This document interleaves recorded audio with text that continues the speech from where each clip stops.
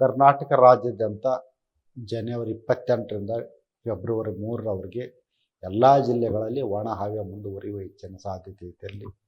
ಮತ್ತು ಆಕಾಶದಲ್ಲಿ ಮೋಡ ಕಡಿಮೆ ಇರುವುದರಿಂದ ಮತ್ತು ಕೆಲವೊಮ್ಮೆ ಶುಭ್ರವಾಗಿರುವುದರಿಂದ ಹಗಲಿನ ವೇಳೆಯಲ್ಲಿ ಸೂರ್ಯನ ಬೆಳಕು ನೇರವಾಗಿ ಬೀಳುವುದರಿಂದ ಉಷ್ಣಾಂಶ ಏರಿಕೆಯಾಗುವ ಸಾಧ್ಯತೆ ಐತಿ. ಹಗಲಿನ ಹೊತ್ತಿನಲ್ಲಿ ಉತ್ತರ ಹಾಗೂ ದಕ್ಷಿಣ ಒಳನಾಡಿನ ಜಿಲ್ಲೆಗಳಲ್ಲಿ ಉಷ್ಣಾಂಶ 28ರಿಂದ 30 ಡಿಗ್ರಿ ಸೆಂಟಿಗ್ರೇಡ್ ತಣ್ಣು ಹೋಗ್ಬೋದು.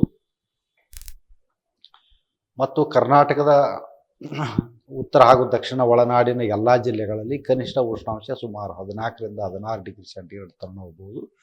ರಾತ್ರಿ ವೇಳೆಯಲ್ಲಿ ಇನ್ನೂ ತಂಪು ಇರ್ಬೋದು, ಆದರೆ ಅಷ್ಟೊಂದು ಕಳೆದ ದಿನಗಳನ್ನು ಹೋಲಿಸಿದ್ರೆ ನಾವು ಸ್ವಲ್ಪ ಉಷ್ಣತೆ ಏರಿಕೆಯಾಗುವ ಸಾಧ್ಯತೆಗಳದಾವು. ಮತ್ತು ರೈತರು ತಮ್ಮ ಕೃಷಿ ಚಟುವಟಿಕೆಗಳನ್ನು ನೀರು ಹಾಯಿಸೋದಾಗಲಿ, ಔಷಧ ಸಿಂಪಡಣೆ ಆಗಲಿ, ಯಾವುದೇ ತಮ್ಮ ಕೃಷಿ ಚಟುವಟಿಕೆಗಳನ್ನು ಈಗ ಮಾಡ್ಕೋಬೋದು. ಯಾಕಂದ್ರೆ ಮುಂದಿನ ಒಂದು ವಾರದವರೆಗೆ ಒಣ ಹವೆ ಮುಂದುವರಿತೈತಿ. ಯಾವುದೇ ಮಳೆ ಬರೋ ಸಾಧ್ಯತೆಗಳು ಕೂಡ ಕಡಿಮೆ. ಬೆಂಗಳೂರಿನಲ್ಲಿ ಮುಂದಿನ ಒಂದು ವಾರದವರೆಗೆ ಒಣ ಹವೆ ಮುಂದುವರಿಯುವ ಹೆಚ್ಚಿನ ಸಾಧ್ಯತೆ ಐತಿ. ಹಗಲಿನ ವೇಳೆಯಲ್ಲಿ ಬೆಂಗಳೂರಿನಲ್ಲಿ ಕನಿಷ್ಠ ಉಷ್ಣಾಂಶ ರಾತ್ರಿ ವೇಳೆಯಲ್ಲಿ ಸುಮಾರು 15ರಿಂದ 17 ಡಿಗ್ರಿ ಸೆಂಟಿಗ್ರೇಡ್ ತನಕ ಹೋಗ್ಬೋದು. ಮತ್ತು ಒಂಥರ ರಾತ್ರಿ ವೇಳೆಯಲ್ಲಿ ಸ್ವಲ್ಪ ತಪ್ಪಾಗಿರ್ಬೋದು. ಮತ್ತು ಹಗಲಿನ ವೇಳೆಯಲ್ಲಿ ಬಿಸಿಲು ಜಾಸ್ತಿನೂ ಬೀಳ್ಬೋದು. ಬಿಸಿಲು ಸುಮಾರು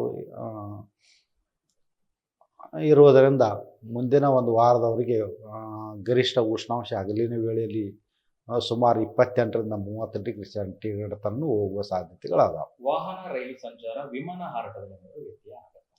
ಈ ಡಿಸೆಂಬರ್ ಜನವರಿಗೆ ಹೋಲಿಸಿದ್ರೆ ಸ್ವಲ್ಪ ಮಂಜು ಬೀಳೋ ಸಾಧ್ಯತೆಗಳು ಕಡಿಮೆ ಅದಾವೆ. ಆದರೂ ಕೆಲವೊಮ್ಮೆ ಸ್ವಲ್ಪ ಹೊತ್ತು ಮಂಜು ಬೀಳೋ ಸಾಧ್ಯತೆ ಇರುವುದರಿಂದ ವಾಹನ ಸಂಚಾರ ಮತ್ತು ವಿಮಾನ ಹಾರಾಟಕ್ಕೆ ತೊಂದರೆ ಆಗ್ಬೋದು.